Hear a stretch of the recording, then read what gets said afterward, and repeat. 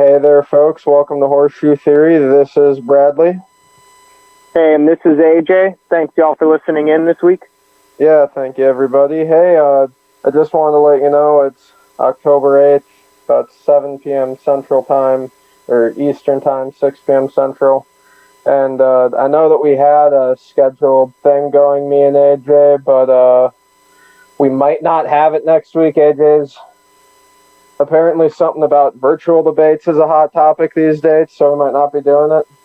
I'm fully behind spittle. The realism of a debate has to happen when there's spittle. You know, you get into it, and virtual, you won't be able to see that. I mean, maybe the spittle goes far enough to hit a camera, but that would be impressive. That would be the only way I'm okay with a virtual debate. All right, well, we're going to have to talk to Duke about getting a cameraman or something in one of these apartments, but until... No, seriously. So we just want to hedge our bets before we do actually get into it. If we talk about the debate and there is no debate, our bad. If we don't talk about the debate and there is a debate, that's still probably the right thing to do to save all of y'all's brain cells, but no. I mean, it's saving my brain cells just thinking that there isn't going to be a debate, personally, because I don't know how many more of those debates America can handle. With the current suggestion of just pushing both of the debates back a week. I mean, a debate the week before the election is probably not going to change anybody's minds. If your mind has been changed by the first debate, also, please send me like a Facebook DM or something, because I want to talk to you. How did that convince you? Yeah, and what bar were you watching the debate from? Seriously. You know, the one thing that I will say that it was really freaking interesting, because there's the vice presidential debate, which of course hopefully doesn't matter. I'm not going to elaborate. But the one thing that I just can't get out of my head is, if you are the Biden campaign, I mean, do you really believe, does anyone in this country believe that the Trump White House is going to be able to end the circulation of COVID even within the White House? So even if he tests negative at the time, you know? Yeah, I personally don't see it. It seems to be spreading around like we expected COVID 2 months ago, but it's been delayed to getting there. And right now it looks like the White House is the center of spreading for COVID in the entire District of Columbia. So if I'm Joe Biden, I mean, I would push hard for a virtual one, but I think what probably worries the Trump campaign is it's a lot easier to mute somebody through a virtual debate than it would be in person. And so that seems to be, something that they would, at least if you're the Trump campaign, Trump doesn't want that to happen. There's no way Trump would admit to getting a muted microphone. You know, to be fair, I don't know if in the interest of fairness or what have you, but I struggle with Zoom a lot of the time, so I like to imagine that Trump has no idea that that's even a thing you can do. I think he just likes the intimidation. But the thing that I thought was hilarious, it killed me. Look what they did to my boy. Is, do you know who hasn't been to the White House for like 2 months now? Oh, our boy Mitch. Yep, cocaine Mitch. Yeah, I can't believe he was out there. He's been out there, kind of hawking for Trump's reelection, and then at the same time, I wouldn't trust myself going over to the White House. Did you read the statement? It was at least to me, it came across as pretty brutal, man. That was not he didn't even, and maybe he tried to and just failed to do so, but that did not come across as, he didn't even give him the benefit of the doubt, you know what I mean? Yeah, it's pretty hard to give a guy the benefit. It's pretty hard to give El Trumpito the benefit of the doubt when it comes to coronavirus, right? But do you think that's because he saw the writing on the wall and what the election results are going to be like? Or do you think he was just actually speaking from the heart, if he has a heart? Well, I believe that somewhere in his 34-degree uh, body temperature heart, he really was thinking about him and his family's wellness and blah blah blah. I think two things about this are abundantly clear, at least as it speaks to me. First off, yeah, McConnell was. You don't do what he does for as long as he's done it without being able to tell the obvious when it's coming down the pipeline, you know? I mean, there are several polls now that show Biden with a double digit advantage, and Trump isn't even over having the coronavirus yet. So I think that, and secondly, it makes sense that someone with a very advanced, that gets to see all of the classified information in the Senate and all that, would be a little more commonsensical. Is like I don't, I think he got off the arc, but let's just say that he's 78 years old, whatever McConnell is, uh, to see that it wouldn't, that's not something that he should be playing with. So I think it's a stunning lack of a vote of confidence from like the dude that's really supposed to be your guy if you're Donald Trump. To me, that speaks volumes. I completely agree. And just for the listener's sake, I'm going to go ahead and read the quote because it's short, sweet, but it sends the message through. Quote, I haven't actually been to the White House since August the 6th because my impression was their approach to how to handle this is different from mine. And what I insisted that we do in the Senate, which is wear a mask and practice social distancing, they weren't approaching it the same way. End quote. So, that really does say a lot because we've seen it really kind of says a lot about the Trump coronavirus response, right? That there are Republicans that are more sensible that are behind wearing masks because if you want to open the economy, the best way to open the economy would be to slow down the spread of this virus. And the best thing that we have right now to slow down the rate of spread for this virus is wearing masks. So you would think that if you wanted to open up the economy, you would be behind wearing masks, as some Republicans are. But when the commander-in-chief and the head of the party is anti-mask, creates some conflicts. I completely agree with you. It's kind of a writing on the wall. Just to give everyone an idea of where we are right now, within the past 72 hours from now, so this is polling including since Trump got coronavirus, I think there was maybe one poll that did not have Biden with at least a 10-point lead nationally. I've saw 16-point leads. There was a specific polling that the total number was 14-point lead for Biden nationally.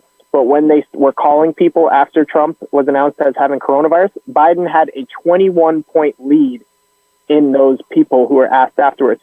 So, I mean, it's really hard to see any way that this doesn't end up as a blowout. But, the polls could be wrong. But even if they are as wrong now as they were in 2016, which is not very likely, it's still a Biden blowout. So who knows what's going to happen on Election Day, because the polling is assuming that people all have equal access to ballots.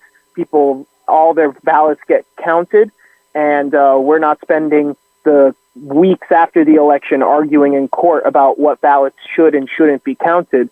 So, I mean, I take these polls kind of with a grain of salt. If people are seeing the writing on the wall, I unfortunately can't see that, just because from a pure logistical voting situation, not everyone has equal access to the ballots. If you're doing mail-in ballots, not everyone will fill in mail-in ballots correctly. And absolutely, the Trump campaign and the Biden campaign will be going to court in various states arguing over whether ballots should or should not be counted. It's going to be drawn out. The thing that makes me, and at this point, if I'm a Republican, right, I'm trying to figure, and I guess it depends what state you're in, blah, blah, blah. But I'd be trying to figure out life after Trump. Because even with the worst polling, if I remember correctly, like most of the mainstream polling had Hillary ahead by between like 4 and 7% in 2016, which is a far cry from 8 to, 14, 15% a month before the election.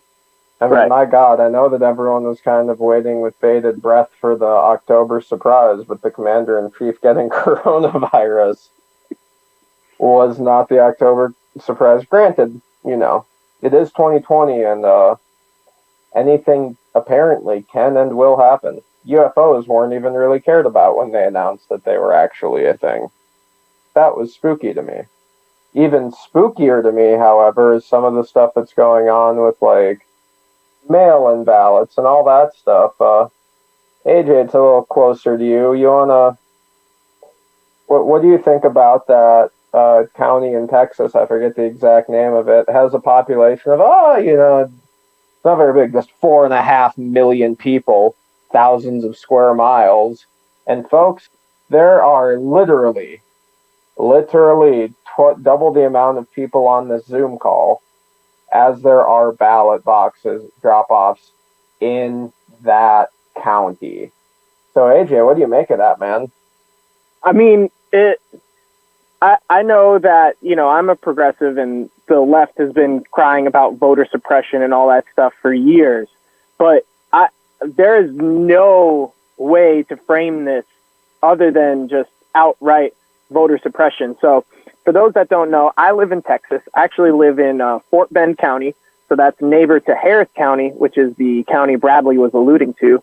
So Harris County contains Houston proper.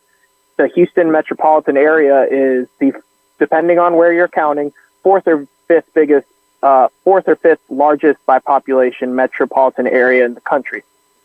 So when you're talking about the biggest county in the state, but by pure population, just because it holds Houston, and there's only one ballot box, it's pretty unconscionable to think about, well, if only 0.001% of those people are dropping off ballots per day, you could still have 30,000 people going to this ballot drop-off box per day because there's only one. So to give you all some perspective on what exactly happened here in Texas. So the governor here, his name is Greg Abbott. Before coronavirus, there were actually 12 mail ballot drop-off sites. However, as of last week, he changed the rules, and now counties can only designate one location to collect completed mail ballots, right? So if you're not bringing it to a drop-off spot, you have to mail in your ballots. This just is completely bonkers that in a pandemic that the governor decided that, well, it's more people are going to be voting by mail, but it's better to have less places to collect that, right? It's completely bonkers, and I think the best thing to compare it to, and you alluded to it. I mean, and we spoke about it earlier. Harris County has as many people as like the state of Minnesota. So the idea that there's one ballot drop-off box, I mean, it's indefensible, and that's the reason I say that these polls, they matter, and they really do set kind of the temperature for the country as a whole for setting the discussions.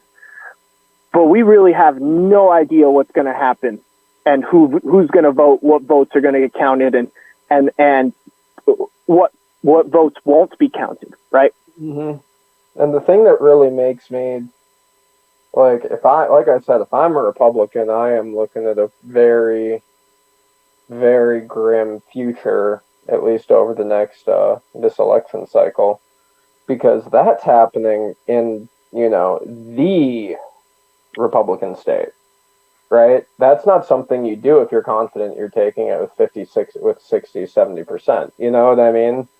That's a very, very telling move, in my opinion.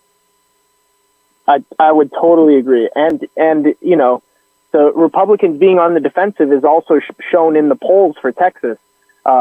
Reliable polls, especially recently, show Biden within a point or tied or up by a point. I mean, a Democrat presidential candidate being up in Texas. I mean, Republicans shouldn't need to be spending money in Texas, right? luckily for John Cornyn, the senator from Texas, he's got a fair lead over over MJ Hagar. She's the Democratic candidate running against him. I don't really have an opinion on it. I figured Cornyn was going to win. But, there's a lot of smaller races that are much more competitive. And it's a redistricting year, right? So that's it's when you're a Republican and you're looking at this and you're looking at, if we're talking a 16-point Biden win, that's like unheard of, that like since Reagan, because I think Clinton only had 12 points. So you need a miracle to not lose the Senate badly. I'm not saying lose the Senate. I'm saying you might be looking at, losing 6 seats potentially. I think Republicans are already down. We're looking at 6 flipped seats for Republicans. And then you got to kind of write off the Doug Jones Alabama seat as a Democratic loss. That's just not going to happen. But the Republicans need to spend money defending seats in Alaska, in Montana. Like, those are not places the RNC should be spending money in an ideal world. And an example of that shows how unprecedented this year is, right? Like, this year is smashing norms. Just however we used to do most of the things in this country between the quarantine and the heated political rhetoric is just, there was one poll that showed that the amount of Americans on average in both parties that believed that political violence was okay went from like 8 to 33% in recent years. So we're seeing just really, really, like, if not totally unprecedented, then just way out of the ordinary stuff for America over the last 100 years. And what's interesting, although I guess not quite 100 years ago, speaking of Minnesota, it'd be the last time that this happened, but there's a third-party candidate threatening, I guess it would be up for us now, down for you listeners at home, in Indiana. And what's going on there is that it's pretty much a 3-way race. There's the Republican Holcomb, the Democrat Myers, and the Libertarian Rainwater. Coolest last name ever, by the way. And largely over anger over the economy shutting down, and certainly over some of the spending policies. One poll is done over the 3rd and the 4th of September. That was the most recent one that I could find. Had the Libertarian at 24%, the Democrat at 30%, and the Republican at 36%. So, folks, that's just a reminder, no matter what election it is, if you really care, you should get out and vote. Don't assume that anything is set in stone this year, because it is just so totally out there.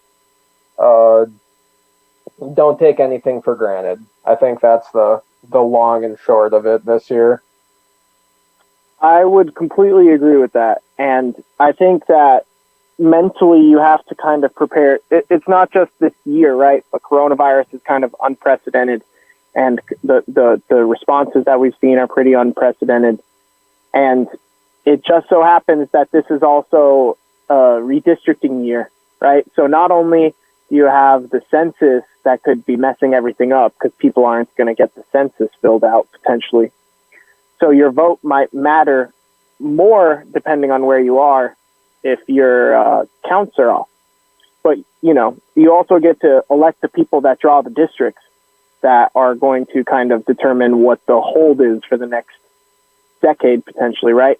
Let's go into a history lesson and talk about the 2010 wave that happened on Barack Obama's watch, where the Tea Party came and Republicans went and they had a huge red wave, won tons of governors' houses, won tons of chambers. They got complete control in a bunch of states.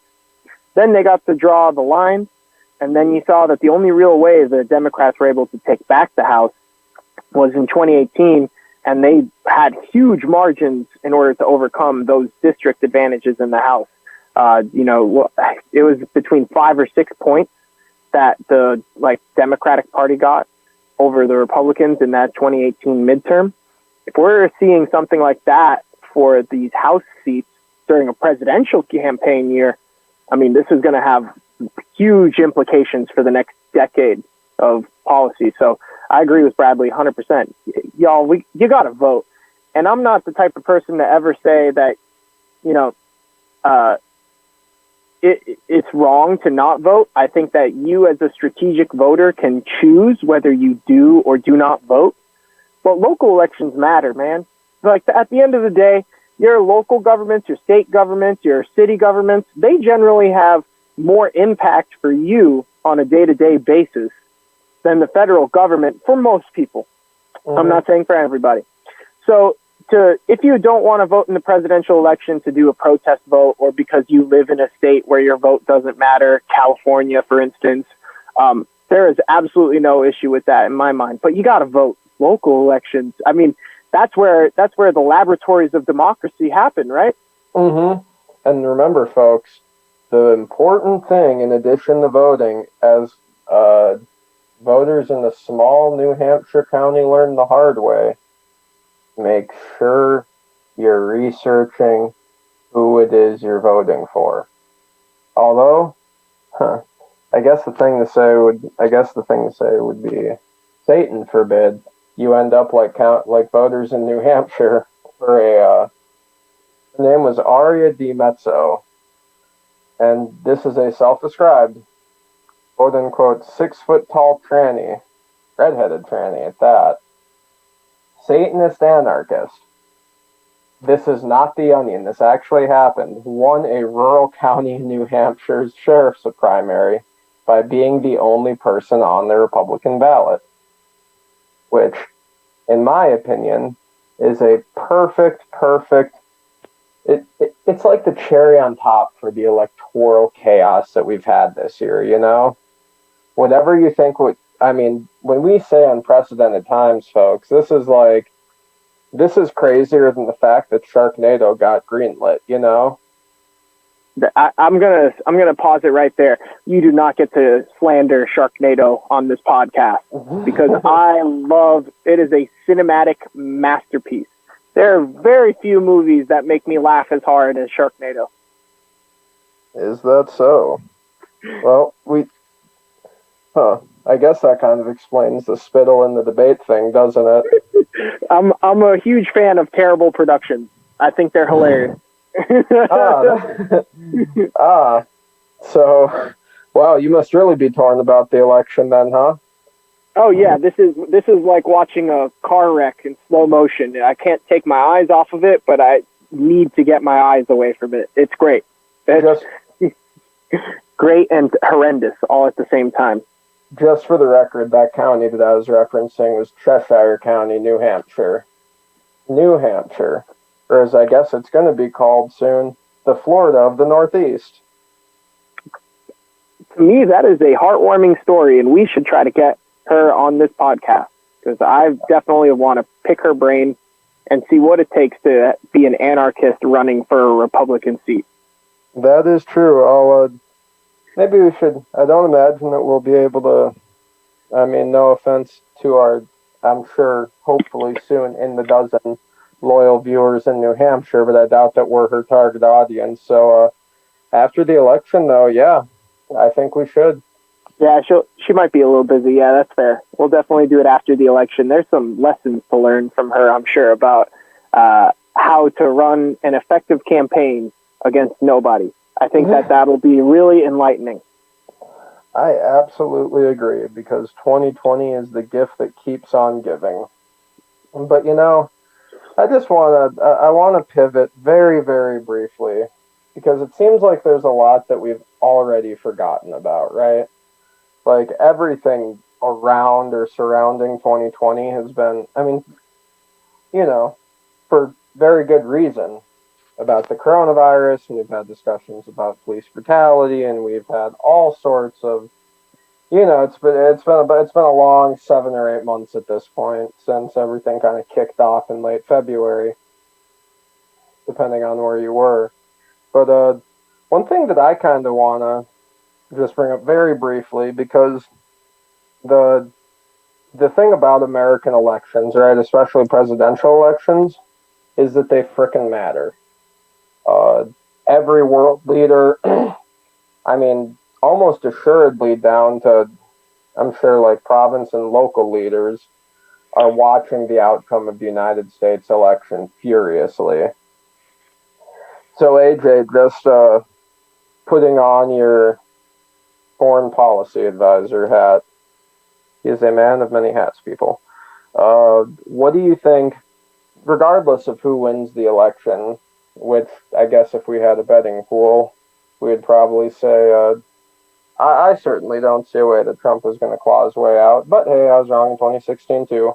But what do you think the next president, whoever he may be, will have to deal with in terms of foreign policy? If you had to just throw a dartboard at the whole eastern western hemisphere, what would you say? You kind of caught me off guard with that. But if I'm thinking about Biden and he's basically running as 4 more years of a return to Obama, which to some viewers that sounds horrendous. But unfortunately, Obama is popular. He remains popular, more popular than he's ever been. A lot of his policies are more popular than he's ever been. And Biden's kind of running as, hey, remember me, Jack? So it's clearly working. And I think one of the first things that they'll be trying to go towards is repairing relations with Iran to try and get the nuclear deal back. Now, I don't know if that will be fruitful, because if I'm Iran, I don't see any reason to enter into a treaty that could just be smacked down by the next president again. That's kind of why pulling out of the Iran nuclear deal was so bad for American foreign policy. I mean, in general, in any democracy, there needs to be some sort of continuing relations. There needs to be some sort of, if an agreement happens in a previous administration, you got to try to keep it. But just pulling out of the nuclear deal without any sort of reason to, it set a really bad precedent. And if you're Iran, it's going to be pretty hard for them to go back to the table. I'd be interested to see how that happens. I do think that that's the kind of going back to the Obama foreign policy stuff is where they're going to go first. My hope is that they'll stop droning Somalia, but I don't see that happening. Yeah, I guess not in this decade. Better luck next one. But I agree with you 100% that there's going to be a rearranging of the Middle East. I'll be very, very interested to see how Biden approaches Syria. If it's more like specifically how aggressive he is regarding what Russia is doing in the region. And then kind of mirroring what you talked about earlier, I think we're going to have a lot of, and I don't think that it'll really matter, because I don't think that North Korea ever wants to actually matter. I think they just want to complain enough so that they can get enough sanctions and whatever food aid to keep their people going another few years at a time. But it'll be very interesting to see what happens with North Korea if Trump loses. Because, of course, and like I said, I think it's all just what that family has done in North Korea over the last century. But there has never been a Western leader that's had that type of relationship with a specifically from North Korea and that level of despot. So it'll be I could see North Korea acting out, at least in the short term, if Trump loses, Yeah, I don't doubt it. But they're kind of a loose cannon, and I don't know how much to trust anything that comes out of there, whether that's press or from their media outlets or from leaks. Unfortunately, neither of us have the U.S. government's information on North Korea either. I'm sure if Trump thought that it could help him that he's friends with Kim Jong-un, he would be campaigning on it. But, it's hard to think about what the world is going to look like post-coronavirus when every country is kind of focusing on themselves. Mm-hmm. I really hope that one day we make it big enough that they attach our tapes that they attach our episode to a thumb drive and then attach that to a balloon to float into North Korea. I think that should be the goal, AJ. I would be down. We got to be on video by that time, though. I want them to see what it's like to have a shirt that makes fun of Kim Jong-un. That would definitely be my goal. That'd also be interesting because I don't think that you're allowed to destroy pictures of the great leaders in North Korea. Hey, man, I don't even know who Trump has fired. But hey, if Pompeo's listening, I think we got a regime-killing idea right here. We'll do it for the low price of about $50 million a piece. Just like sell one of those new F-18 whatever fighters. Oh man, I was thinking like $134,000. I've heard that Trump is willing to pay women that, so I'm hoping that we can get that kind of money. Well, although to be fair, it's a good thing that we hit him up this decade because according to the tax returns that got dropped, he wasn't doing so well before Apprentice came along. Yeah. Which in my opinion is the perfect example.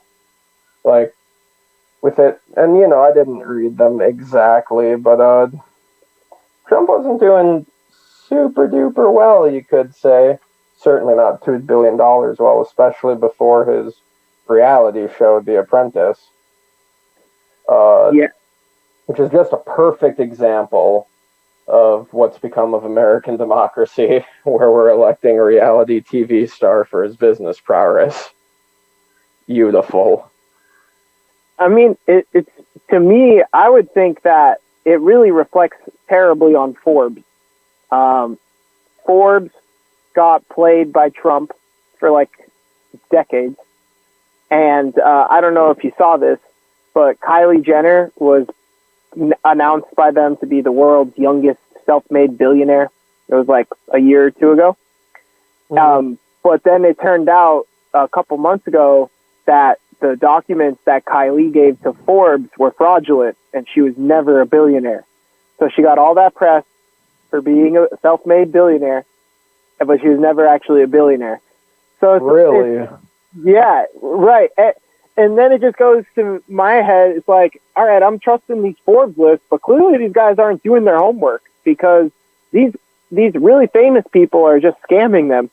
You know what I mean? Like they're scamming them for the free press. Mm-hmm.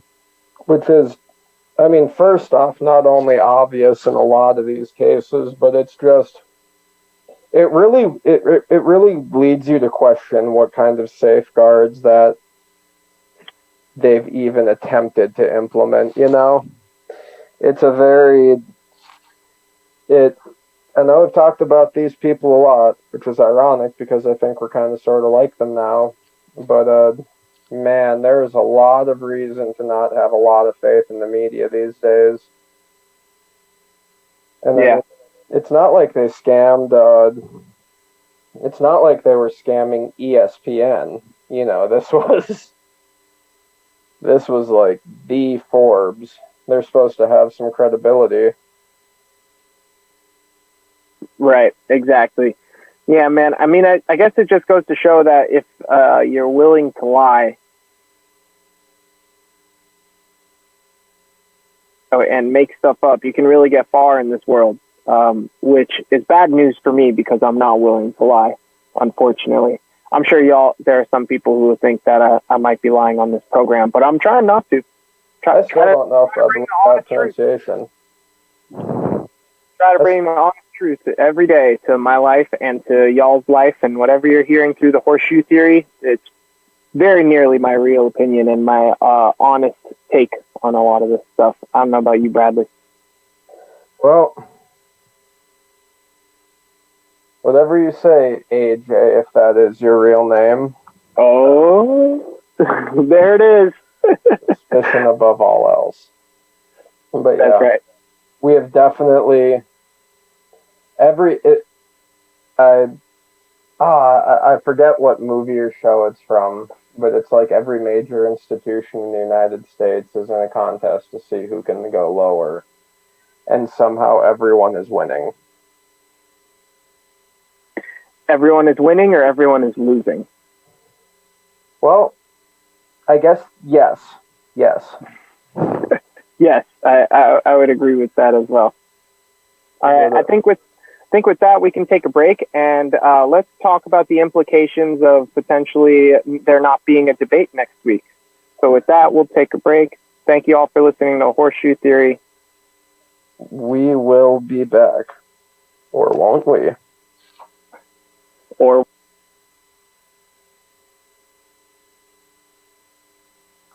And after a long and fruitful break, here we are back at it again.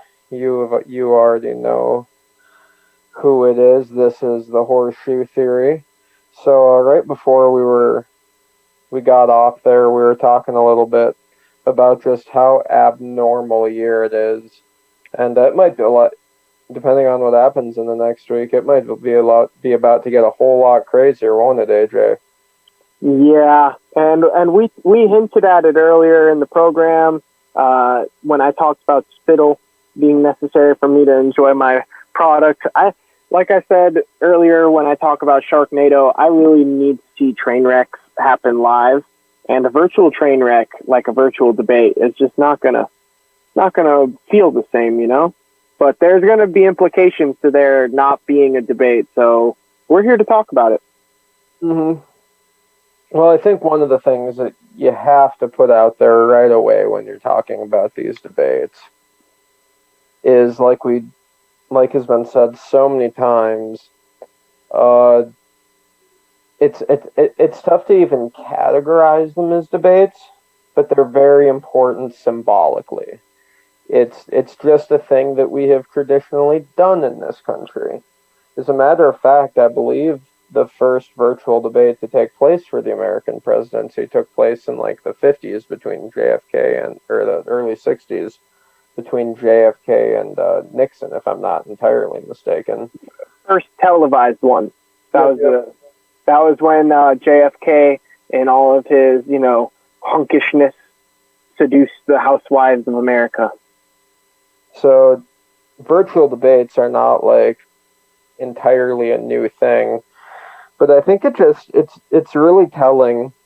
In my opinion, I think that Trump is already. I think he's internally waving a white flag right now. You know, because I don't know how you can look at the bad news after bad news after bad news that has hit him and his campaign over the last few months and come to any other conclusion. I mean, even if he fights like the devil, I just don't see him getting within. I don't see Trump even making it a close enough election that there isn't an obvious mandate on Biden's side once the election comes.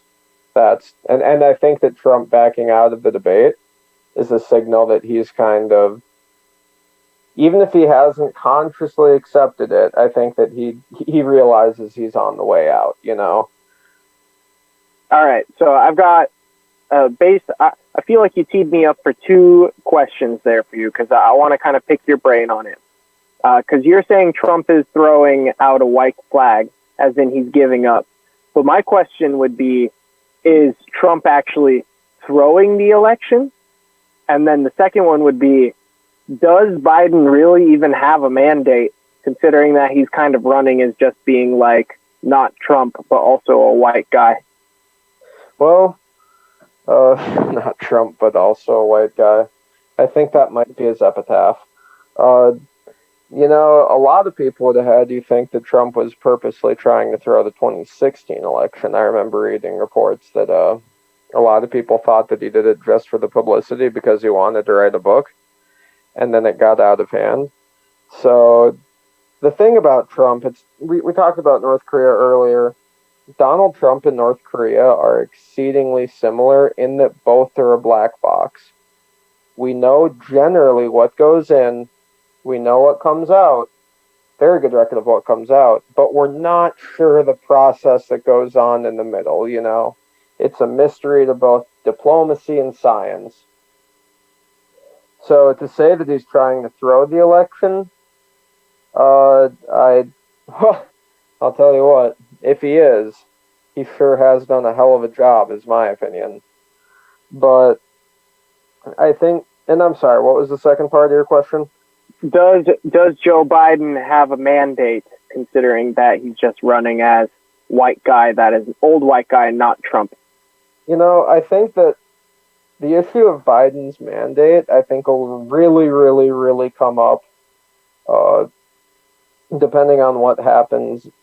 If we go back to some level of normal in the first 100 days, some level. I'm not saying that it has to be, you know what I mean? It doesn't even have to necessarily rival, weird to call them that in hindsight, the boom years of the Trump administration, right? Doesn't need to be a new 1980s.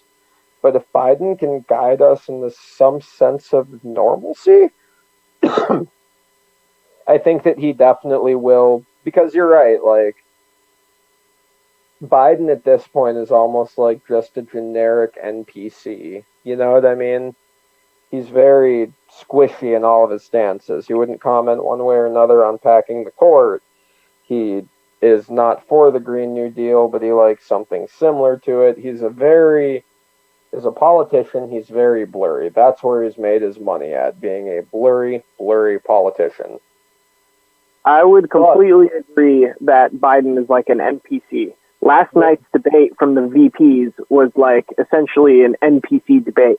No matter what question the moderator asked, they had their little tidbits and they were like, oh, well, close enough. I'm going to talk about this other thing that I already have been rehearsing 100 times. Yeah, robotic doesn't even begin to describe Mike Pence. Huh. I guess it explains that weird fascination with electroshock therapy. But no, I try, folks. But I think that if Biden can get us to just in America where we're going out to concerts relatively safely and bars are opening up, I think that he kind of, regardless of how the actual election goes, I think that that's where he builds his mandate, you know? If he can be the old man that gently guides the ship back to some normal, at least like, and yeah, the last couple decades have been pretty crazy, all told, you know, between the war on drugs, the war on terror, we had a Bush in there, that was really whack. But if he can get us to some semblance of it, I think that Biden and whoever succeeds him, because I'll be shook if he stays in there for 4 years. I'll be shook if he stays in there for 2. But, you know, if we can get to a point where cases are falling and we actually go back to how it was, there's no question in my mind that Biden would be way more popular than even Obama was at his peak, is my estimation. Okay, I buy that. So I buy both of those. I guess I'll counter because I asked the 2 questions, so I'll give my thoughts. Regarding is Trump throwing up the white flag or if he's throwing the election, I would say neither of those are true. I don't think that Trump mentally will accept the loss. And I think what we're hearing him say about he thinks that he won the first debate, he doesn't want to do a second debate virtually, and he believes that he'll continue winning the debates. I think that's all accurate of what he thinks. And him pulling out of a virtual debate is him taking his stand for his base of trying to act like life is normal. Because if there's one thing that we have been constantly shown for the past 5 years is that Trump loves his base. I mean, it really feeds his inner narcissism because he has an almost cult-like following behind him. And so to him, if he did a virtual one, maybe he thinks that his base would see that as a loss. And for him, all the various things that we're all like, why are you doing this? Well, it plays well with his base, and he still has a really high approval rating in his base. So I don't think he's throwing the election. I don't think that he's giving up. I do think that, and this is going to be a hot take, I think Trump's bad at politics. And I think that people don't want to say that because we were all proven wrong in 2016. But you can get lucky and still be bad at politics. It's been 4 years of this, and I think we have come to the conclusion where Trump likes to pretend that he's governing. So it's not like he actually knows how to play politics, right? Just yesterday, he pulled out of the stimulus talks acting like, oh, I'm pulling out of these stimulus talks, so that way he could take the entire blame. And it, like 6 hours later, he was finally convinced that was a terrible idea. And so now stimulus talks are back on the table. And I guess he's maybe thinking that if he sends the American people $1,200 per person before the election, they'll vote for him. I don't know. I have no clue what goes through his head at all anymore. But based off of what we have a pretty substantial sample size of Trump's narcissism, and I don't think that he gives up or throws the election. I hear you there. You know, it sounds a lot like Trump is like that very 70s style of wood paneling, you know what I mean? Everyone's gonna be feeling the after effects of this for decades, and everyone's gonna be confused who wasn't there for it, man. Yeah, that's a fair one. And then the second, what else would be a good example of like just something that doesn't make any sense now? I keep on thinking to myself, 20 years from now, when I'm watching the 8-season show on HBO documenting all of this stuff, it's going to be too much. Flashback. But the second question that I asked you about, does Biden have a mandate? I think Biden's mandate won't... I don't think that he'll have a mandate if he wins, but he'll have a bigger mandate if the Democrats take the Senate. And in terms of your point about packing the court, I don't know. I have no idea what a Biden presidency would do with a Senate majority. And because the base certainly wants them to pack the court. In my opinion, there's not enough Supreme Court justices as it is. We need to have a larger Supreme Court, and there needs to be term limits, because both of those things would make it so that way the Supreme Court nominees are not a fight to the death battle. I think that you're always going to have it be a fight to the death battle, though. I mean, the thing that I'm worried about is that, like, where do you get to the point where the Supreme Court just completely loses legitimacy? Because let's say that, you know, the Democrats win and just... Let's say they win comfortably 55% of the House and the Senate, right? 53 to 55%, right? So they've definitely won. But let's assume that at the Senate levels, it's not like a blowout. Even if they go through and they pack the court and they do all that stuff, when the Republicans take over again, there's no incentive for them to not do the same thing. And so I really think that that's a very, very easy way to undermine whatever is left of the legitimacy of the judicial branch. Because it's a very... Once that becomes that explicitly political, I think it's sort of like a Pandora's box, you know? I think it might be better for everyone involved if we just leave that one be, at least for now. Everything is topsy-turvy. We don't need to normalize everything. In a similar way, I think that the Democrats messed up when they went nuclear on the filibuster in, when was it, 2012, 2013? I think it was 2014 or 2013. Yeah. Those are for district judges. Those are for the appellate judges. Yeah, I think that even that was too far, because once you normalize that behavior, it's very clear to me that the solution to the knife fight that's happening in American politics right now is not to reach for a sharper knife, you know? Yeah, I completely agree, and I don't think that packing the court is the right thing to do at this time. There is some polling that shows that, you know, Americans, it does have a favorable opinion in Americans, like a 10-point favorable opinion among most Americans to pack the court. But I think as, you know, both sides start taking it seriously, then you're going to see it return to the normal, you know, 46 to 46 or whatever our partisan lean is at that time. But, like I said, the mandate, I feel like, doesn't come from a Biden win. The mandate comes from the Senate. And if the Senate is in Democrat control, then everything's on the table. And I could see Democrats not doing anything because they're a bunch of pansies and they don't do anything. So I really don't take the threats of packing the court very seriously, because Democrats are a decade too late to start caring about the courts, right? That is true. And the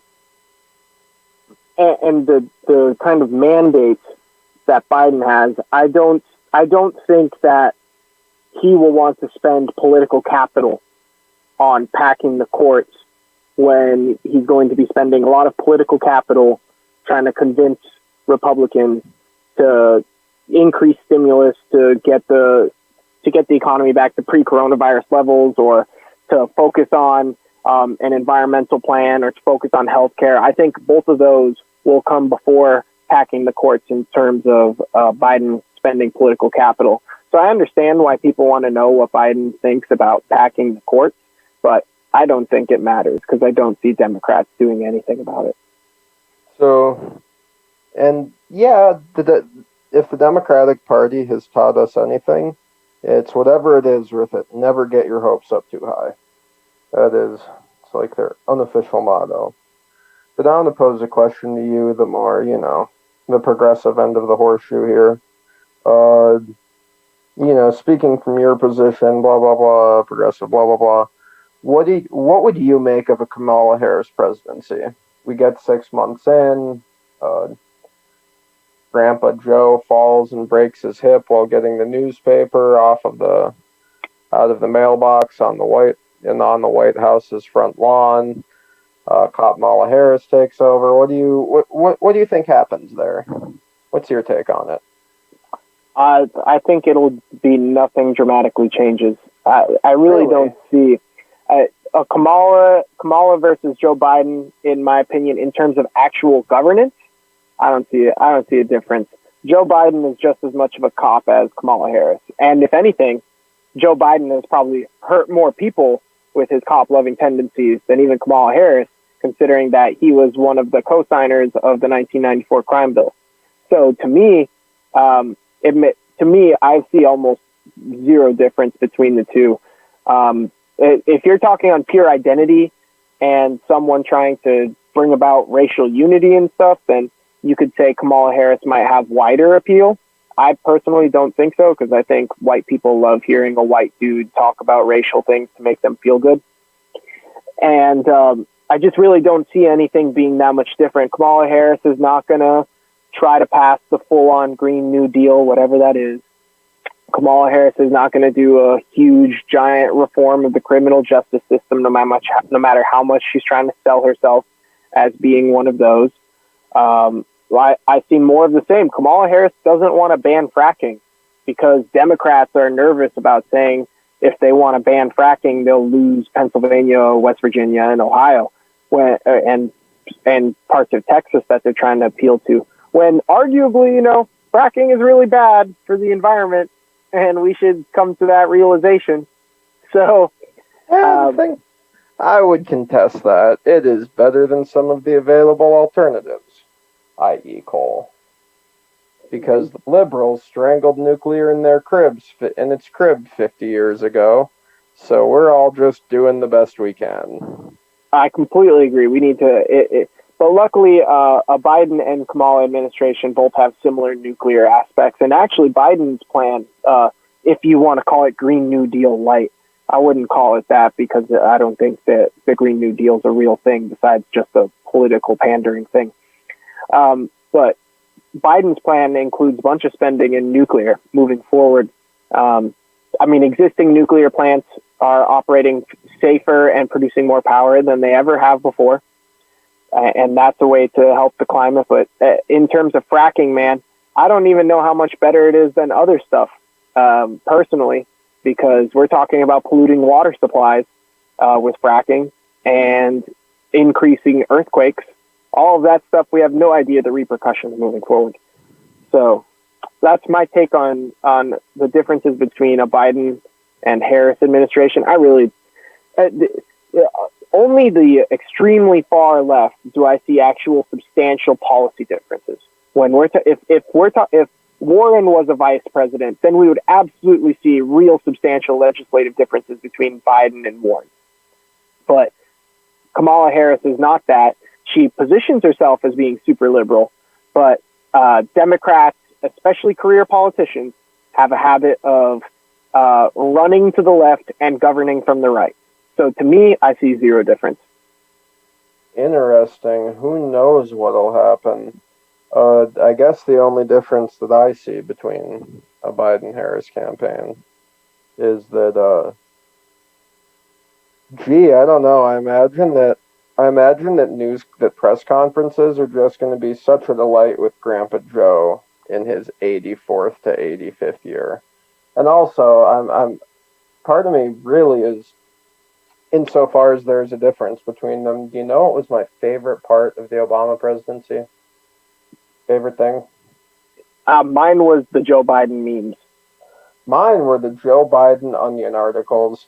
I don't know who I need to talk to on that editorial staff, but y'all haven't made Joe Biden a hard-drinking, motorcycle-riding cool guy in a while. I could go for a couple Uncle Joe stories if any of the editors of the Onion are listening. That was my opinion when America, someday falls in the future and they're looking through at our ruined civilization through the ruins. I think that whatever society finds us will agree that the Joe Biden Onion articles were like our peak.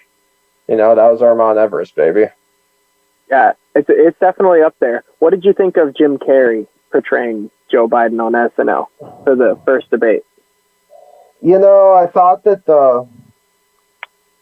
when I watched that first off, I don't think that it was horrible. I got a couple of cheap giggles out of it, but the entire time I was watching that, I physically felt the SNL writers trying to not go to Trump's COVID diagnosis. I don't know about you, but I think that it was all right, but man, nothing will ever, ever, ever come to those glorious, glorious Onion articles. And that's one of the bad things about Trump and 2020 in general. Thank God we've only got a couple months left. Is that satire's not even funny anymore?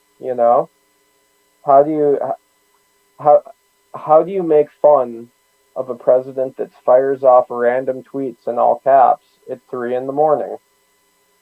Like, how do you debase that anymore? Also, in terms of if you're a comedian, a frustrating thing about Trump is funny.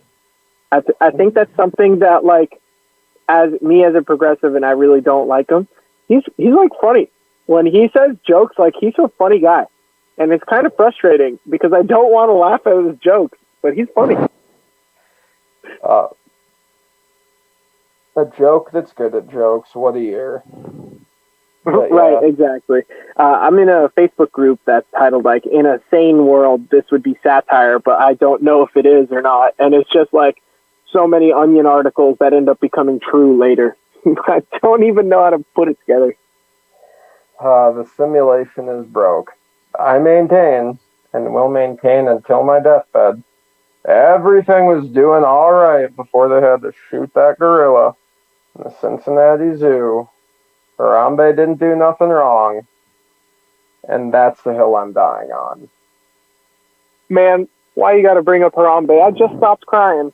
I'm gonna start crying again. I miss Harambe so much. We all do, and I think with that one, to our homie in heaven, we'll call it there. We miss you, Harambe. We miss you. Honoring Harambe from the Horseshoe Theory. Maybe we'll make shirts. Thanks for tuning in, folks. This has been Bradley. And I'm AJ. Thanks for listening to the Horseshoe Theory. Yeah.